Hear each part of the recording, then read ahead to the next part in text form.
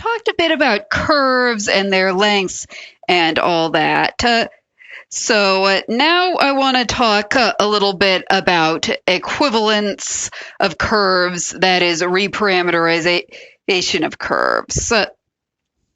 So let's consider the following few curves.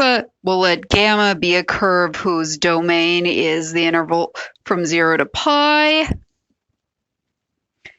And then we'll say that gamma of t is cosine of t, sine of t. And we'll let rho be the curve whose domain is, let's say, -1 to 1. Then we'll say rho of t is negative t, and then the square root of 1 minus t squared. And these two curves, they've both got the same trace. They both trace out the top half of a circle, and they even start and end at the same place. They go in the same direction. So they are two different parametric curves. Look at those formulas. Those aren't the same formula. Gamma of 0 is very different, is here. Rho of 0 is here. But in some sense, they're tracing out the same shape. So we would really like to have some sense in which to say that those two curves are, the term we're going to use is equivalent. Here is the definition of equivalence that I like. It is not quite the same as the definition in your book. Conway and I have sort of a different choice of which technicalities we don't feel like dealing with. But so let's suppose gamma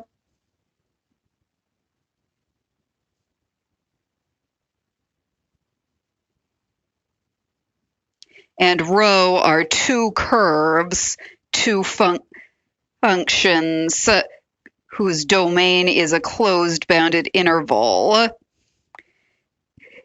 that are both continuous. And let's say the range RP is the same in both cases. And let's suppose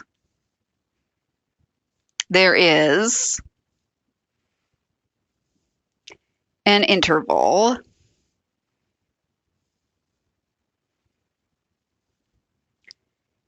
EF, closed bounded interval in R, and two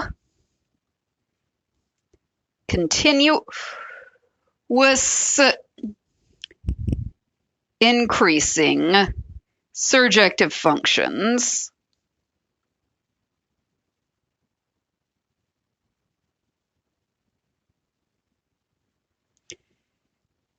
phi going from EF to the domain of gamma,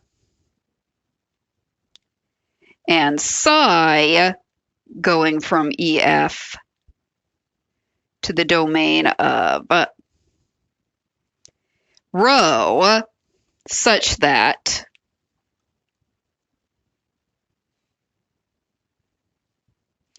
gamma of phi of t equals rho of psi of t for all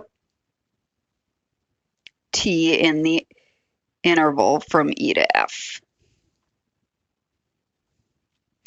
And if this is the case, then we say, I write it like this if I'm writing quickly, or gamma and rho are reparameterizations.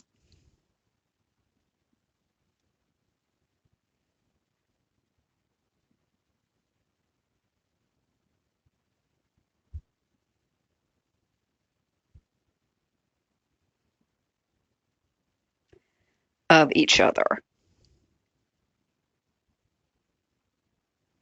Now, your book defines this. It says that psi is just the identity function. So phi of phi. So gamma of phi of t is just rho of t, and it also requires that phi also be a bijection, 1-to-1. So rho of phi inverse of t is gamma of t, and phi inverse has to be another continuous function.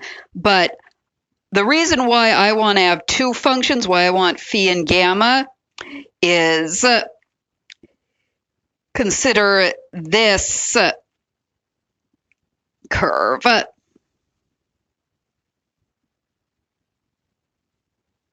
Let's say I start here, I go up, I draw a half circle, and then I get up here and I get distracted and I just hang out at this point for a while, and then I keep going and finish up the circle.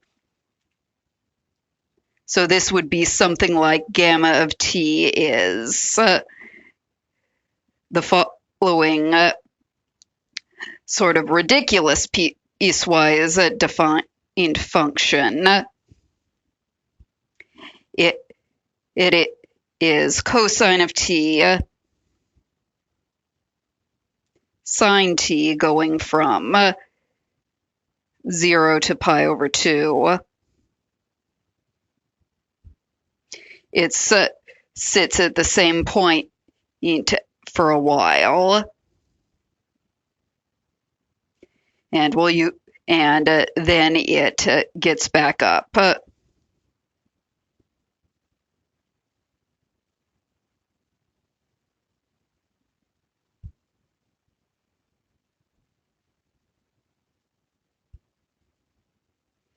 And finishes the circle. Then this is equivalent to just drawing the circle.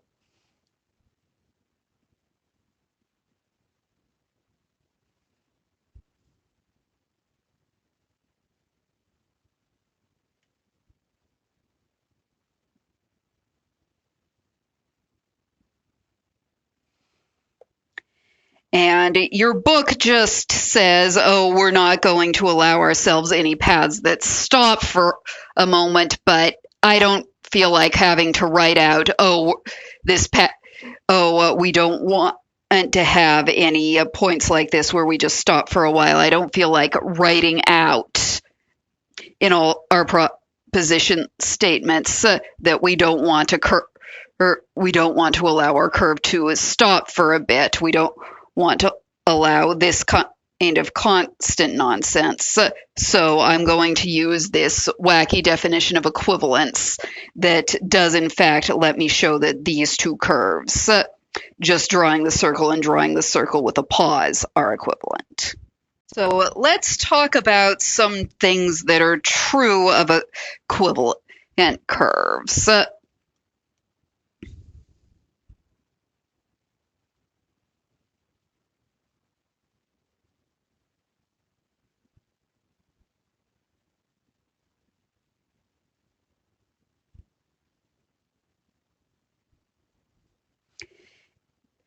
So if I've got two equivalent curves, then they are in fact, then they have the same trace. That is, the image of gamma is equal, it's precisely the set of points. The image of gamma is precisely the set of points, is precisely the image of rho. And the proof is pretty quick. So let's let phi and psi be as in the definition of equivalence. And then if t is in AB,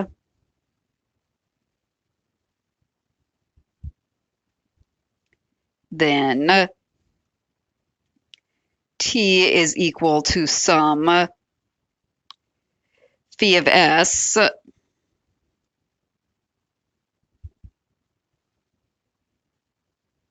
in that interval where our equivalence functions are. So gamma of t That's gamma of phi of s. That's rho of psi of s. And psi maps from EF to CD. So gamma of t is in the image of rho.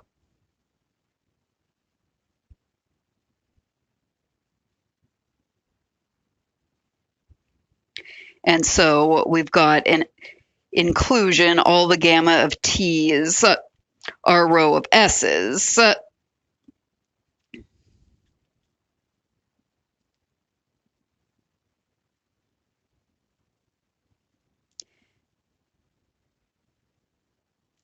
Not going to write out the ranges of t and s. And then similarly,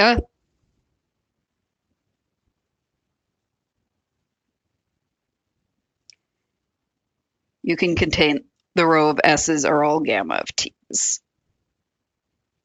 So equivalent curves, they trace out the same image in RP. Here is another proposition. Here's another thing that's the same for two equivalent curves.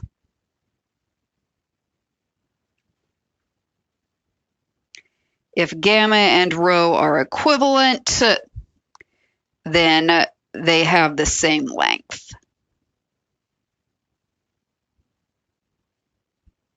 Let's write out the proof. We'll let phi, psi, and then all our domains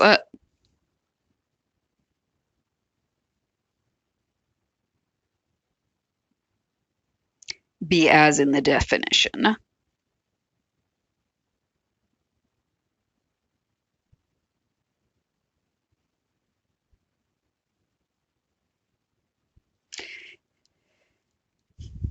And now remember, length is, you figure out the length of a curve in terms of partitions. So let's pick a partition.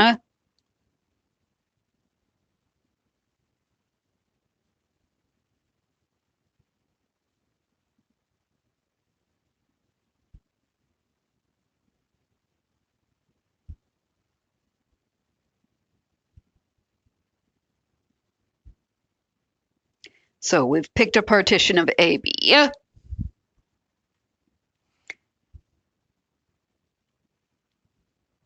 Each TK is in AB, so it satisfies. And remember, phi is surjective, so each TK is a phi of SK, where S naught, phi of S naught is A, and you can think through the fact that phi is surjective and also increasing means that phi of the smallest point must map the smallest point to the smallest point. So S naught must be E, and because phi is increasing, we must have that the SKs are increasing. Then if you take the psi of S's,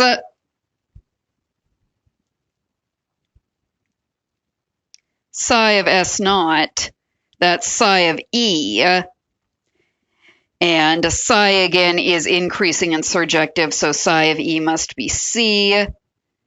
Psi, I only said was increasing, not strictly increasing.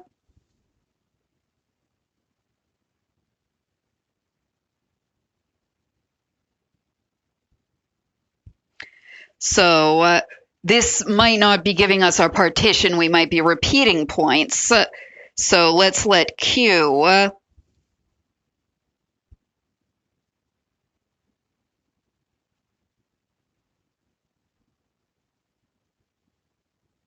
just be the partition that's just you take all the points, you put them in order, and you keep as many of them as you've got unique points.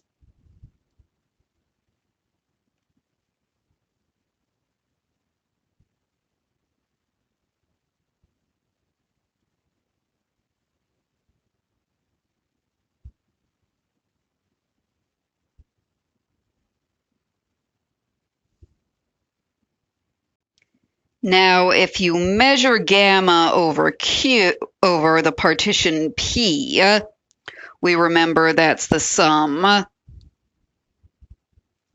of gamma of Tj minus gamma Tj minus 1. And then if you trace through what the T's and the S's are,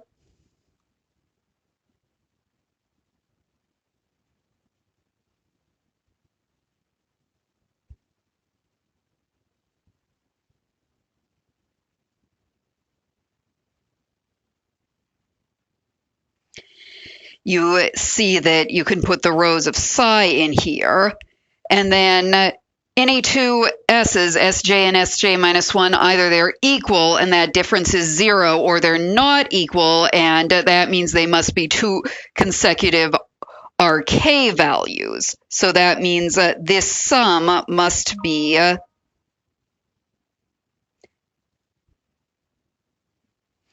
the sum of rho over a partition over some partition, and that's less than or equal to the length of rho, which is the supremum of the lengths of rho measured over all possible partitions. So that means that the length of gamma, we picked a partition P, we built a partition in Q such that the length of gamma over P is less than or equal to the length of P over Q. This is less than or equal to the length of rho. And then similarly, you can do it in the other direction. The length of rho is at most the length of gamma. And that's all there is to that. So we've seen equivalent curves that they trace out the same set of points and they have the same length. Now I want to talk about a particular parameterization, arc length parameterization. You have probably seen arc length parameterization before, but now we are going to put it on a rigorous footing. So here is the first definition. Let's say we've got a curve.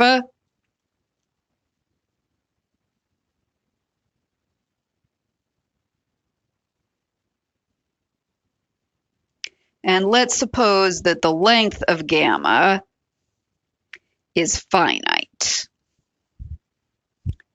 And let's define tau of t, the function tau. Tau depends on gamma.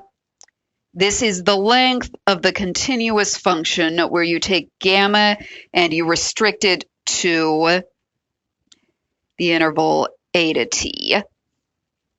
So if gamma is tracing out this curve and gamma of t is here,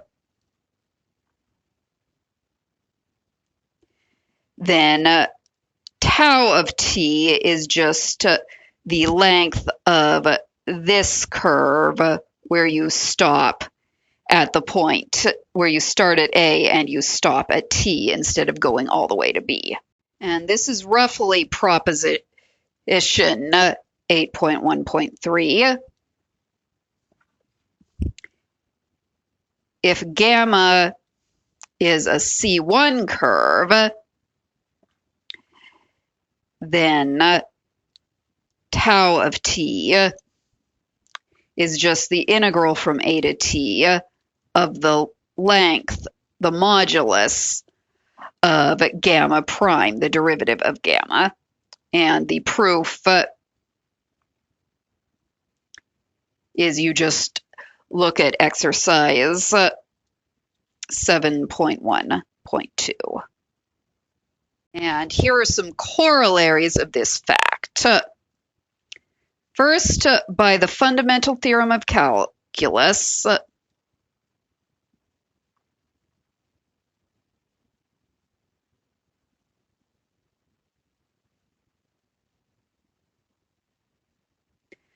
tau is C1, and tau prime of t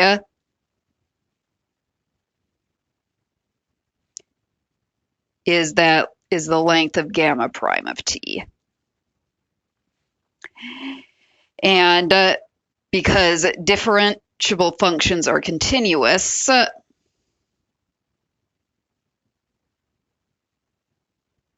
that's what proposition 2.4 says, tau is continuous. Tau, let's note, is a function whose domain is AB, and it's mapping into the real numbers.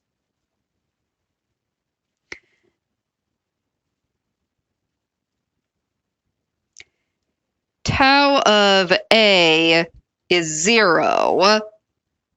Tau of B, you think it through, it's just the length of gamma. So by the intermediate value theorem, tau is surjective.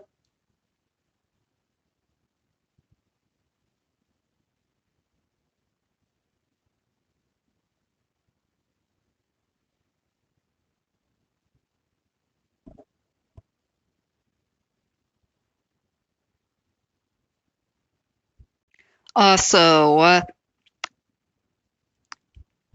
if you've got two numbers between A and B, then tau of t minus tau of s, tau of the bigger number minus tau of the smaller number, that's the length of gamma restricted to the interval from s to t. And it's not at all hard to show that the only curves that have length 0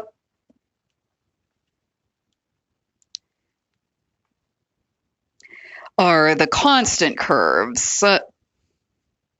So if tau of t equals tau of s,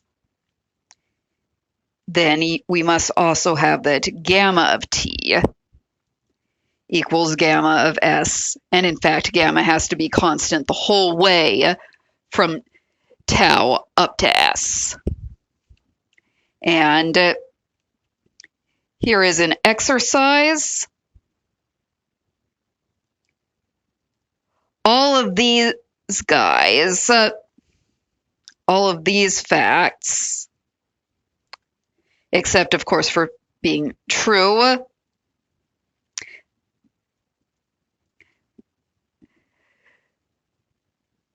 all of them are true even if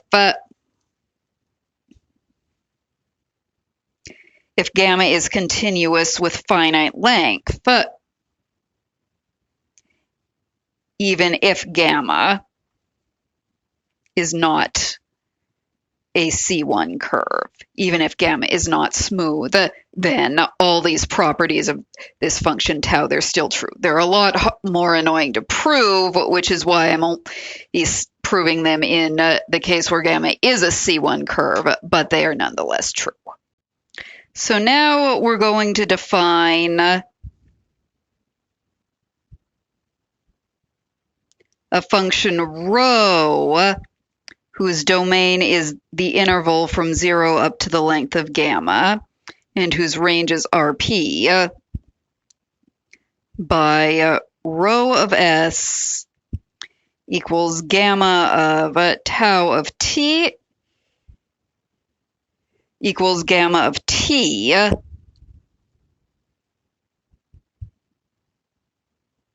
where t is such that tau of t equals s.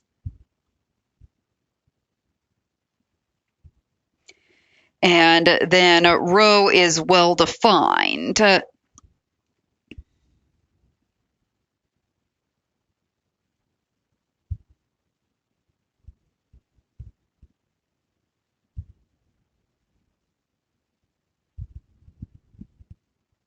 So rho is defined for all s in what I'm claiming is the domain and is well defined.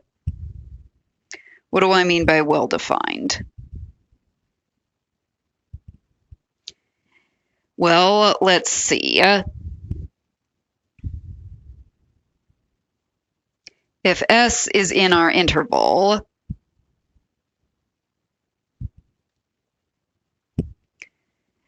then S is tau of t for some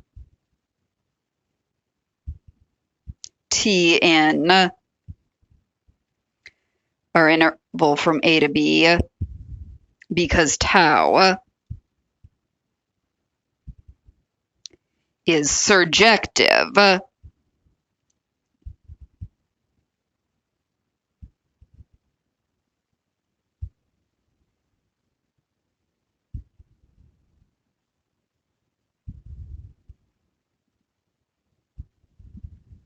So there's some t we can use to figure out what rho of S is.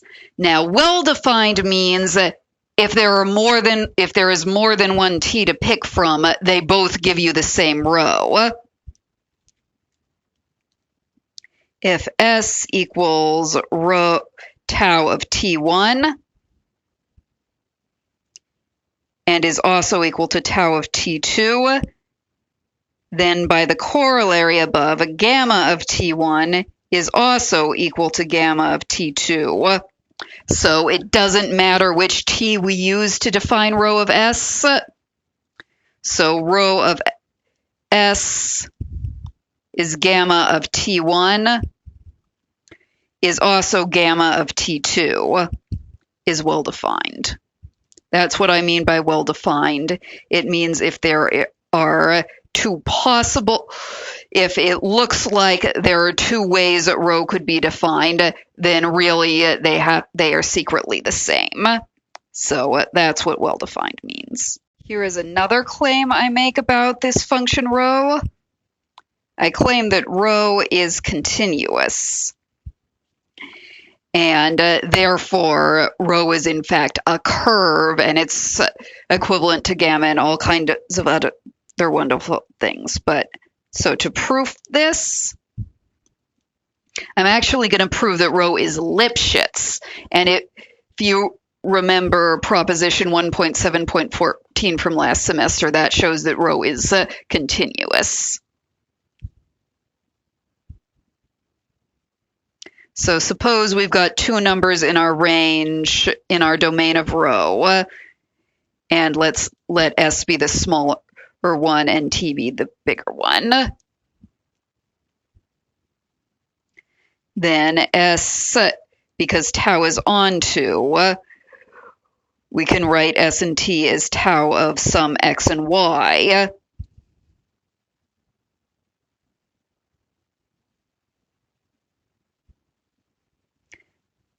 Between A and B. And then we have that rho of T minus rho of S. By definition of rho, that's gamma, that's the distance from gamma of Y to gamma of S.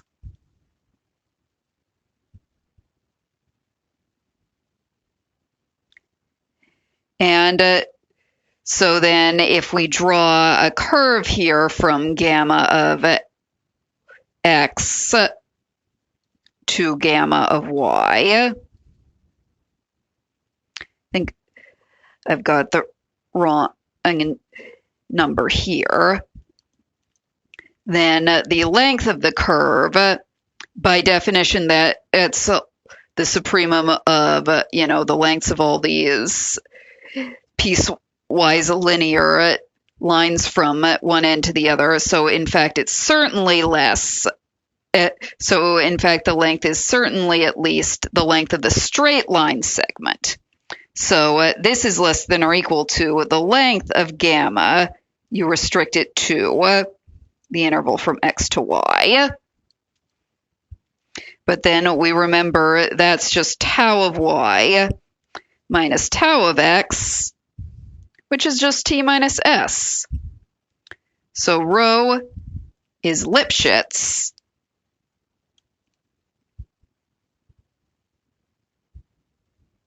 And then by proposition,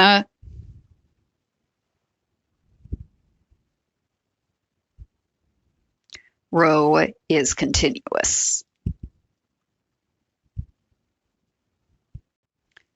So rho is a curve, and we have that gamma of S, that's gamma of the identity function of S, is rho of tau of S, and we've seen that tau is an increasing continuous surjection. So gamma and rho are equivalent curves. And we're going to define, we're going to call rho the natural parameterization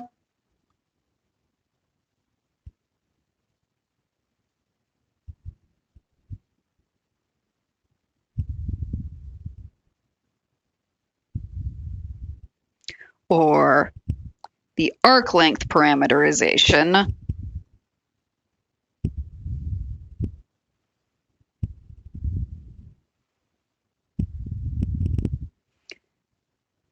of gamma. So one thing you'll notice is that the arc length parameterization of gamma, we've seen that they're equivalent. So the length of gamma, that's equal to the length of rho. Equivalent curves have the same length. And let's write that as the length of rho restricted to the interval from 0 to the length of gamma. So we've seen, the length of rho is just the length of this interval, the length of the domain. And that is not special to the whole domain. That's actually true for any shorter interval in the domain.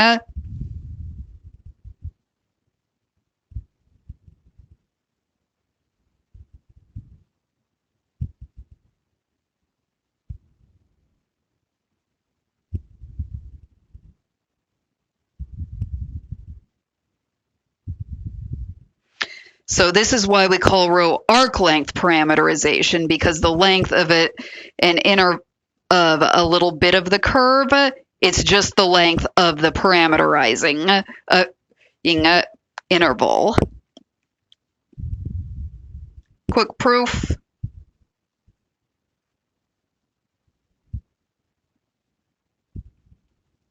We have that, as usual, S is a tau of X, T equals tau of Y for some. A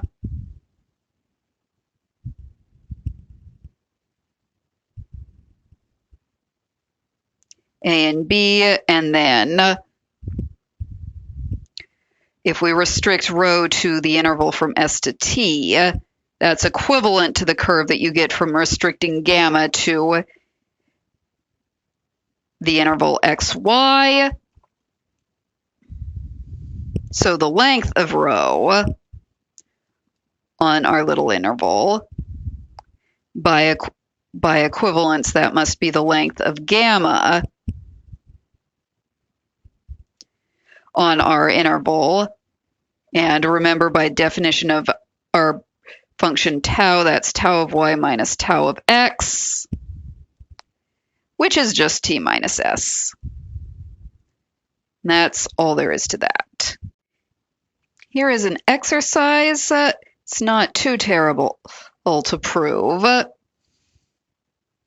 Let's let gamma 1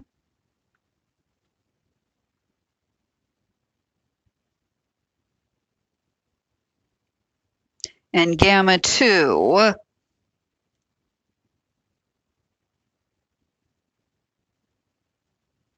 be two continuous functions, that is, two curves, both with finite length. Then these two curves are equivalent. That is, let's let rho 1, rho 2 be the respective arc length parameterizations.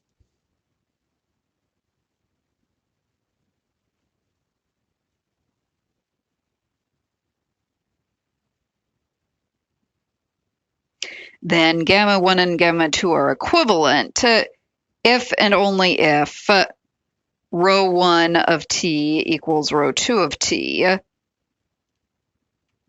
for all t.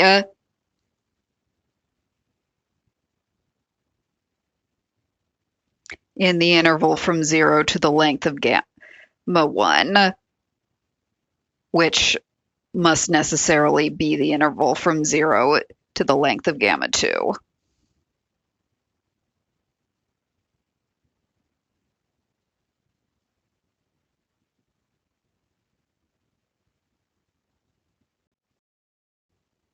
Now, after all that discussion of arc length parameterization, which is interesting in and of itself, we're going to get to what we want arc length parameterization for, and that's that you really want arc length parameterization if you want to define an integral over a curve. So so here is definition 8.1.4. Let's let gamma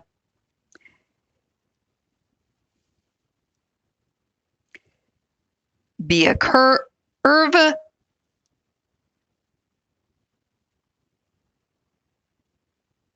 and actually we're going to say it maps not to RP, but specifically to some domain V and RP, and we're going to have a continuous function and defined on V. It's defined on all of V and it's continuous, and I just don't want to insist that F has to be continuous everywhere, just near where the image of gamma. Then the integral over gamma of F with respect to the arc length, integral over gamma of F ds, that's, let's specify that we're a curve of finite length.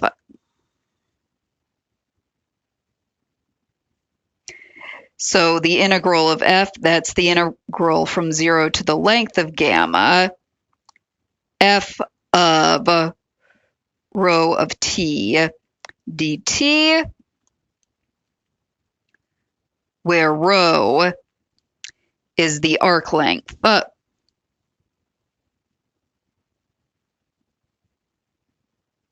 Parameterization of gamma.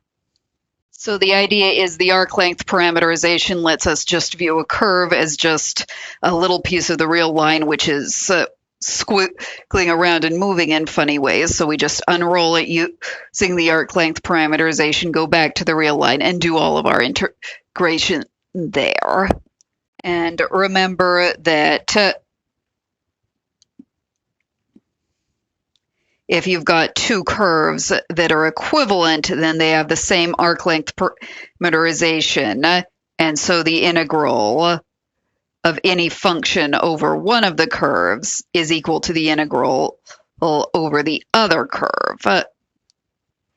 And that's immediate from the last exercise. There's another proposition that is sometimes a bit more useful, that this is what lets us compute integrals over curves most easily. So if you've got a C1 curve,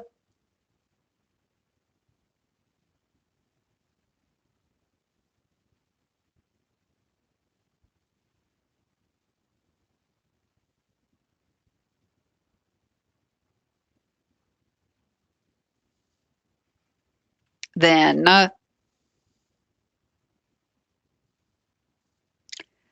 we can write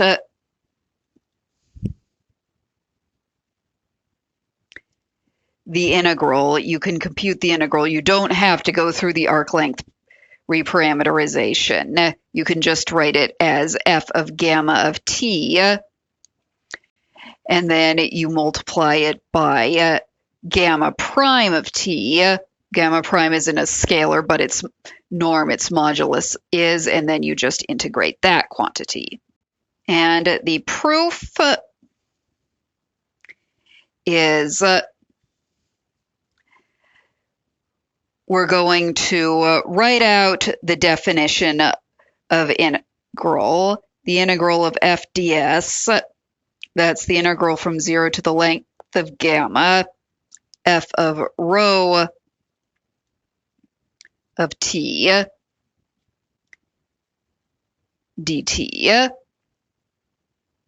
Then notice that if we pull up our tau function, 0 is tau of a, and the length of gamma is tau of b.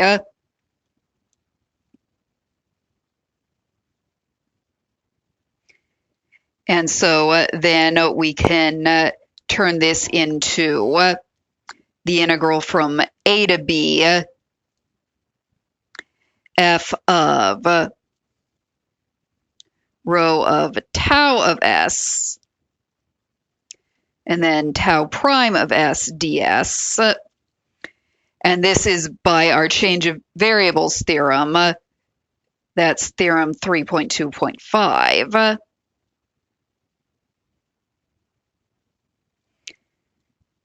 And then you just remember that rho of tau of s is gamma of s, and tau prime of s for a C1 curve is the modulus of gamma prime. And that's all there really is to that. So that is how you integrate just a scalar valued function over a curve, but it turns out most of the good theorems, they aren't about integrating scalars over curves, they're about integrating vector valued functions on the curve, and they have to, and it's vector valued functions that integrate in some that interact in some interesting way with the vectors that are related to the curve, such as the unit tangent vector. So let's go ahead and define the unit tangent vector to a curve.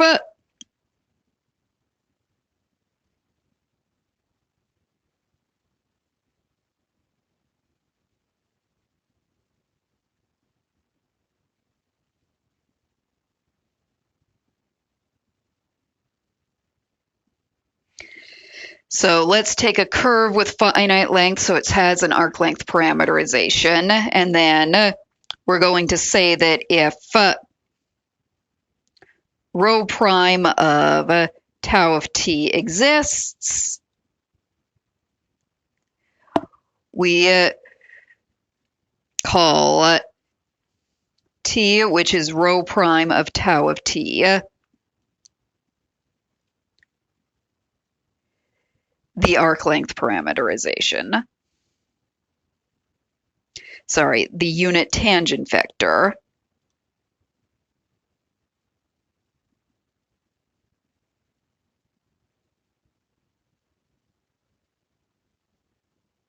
To gamma at the value t. And it's not hard to prove if you don't feel like dealing with the arc length parameterizations. If gamma is a C1 curve and gamma prime of t, which has to exist because gamma is C1, if it's not 0, then the tangent vector is just you divide by the norm of gamma prime of t to make it a unit vector. And the proof is pretty straightforward. You just remember that gamma of t is rho of tau of t, and that tau prime of t is the modulus of gamma prime of t. And then so by the chain rule,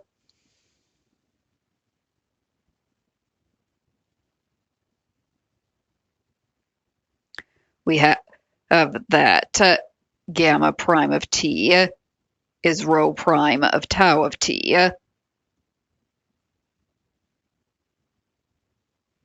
times the modulus of gamma prime of t. That's the tangent vector at t times that modulus.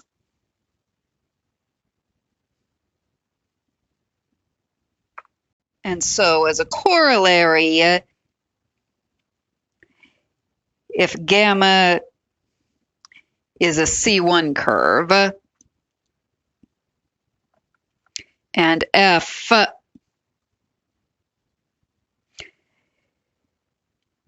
is a continuous vector valued function,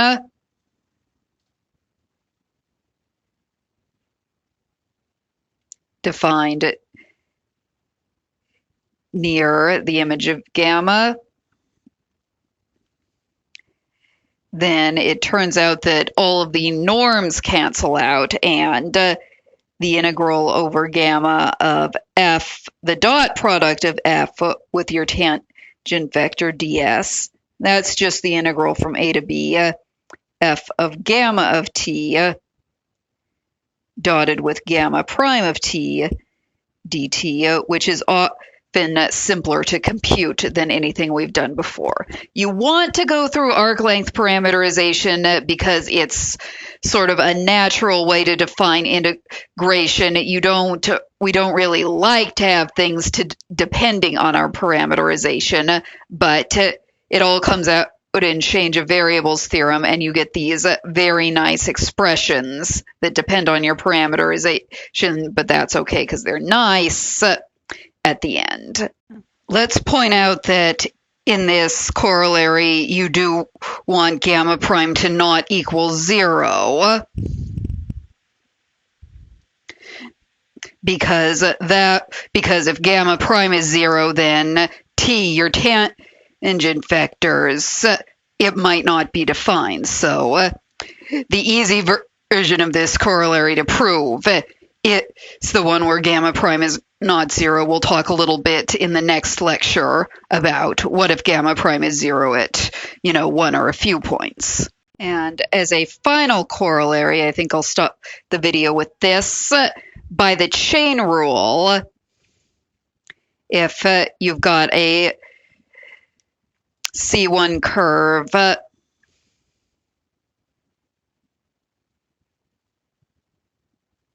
and f, a function mapping to the real numbers, is also C1, continuously differentiable, then the integral of the gradient of f dotted with that tangent vector, that's just f of gamma of b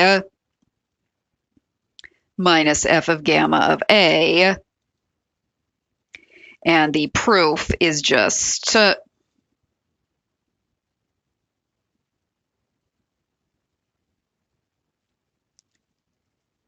derivative of f of gamma of t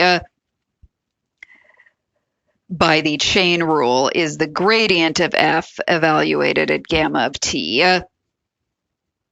dotted with gamma prime of t. And then you just use the fundamental theorem of calculus to turn that into an integral, and the preceding corollary to see that this integral is just the integral of this quantity from a to b, and you're done.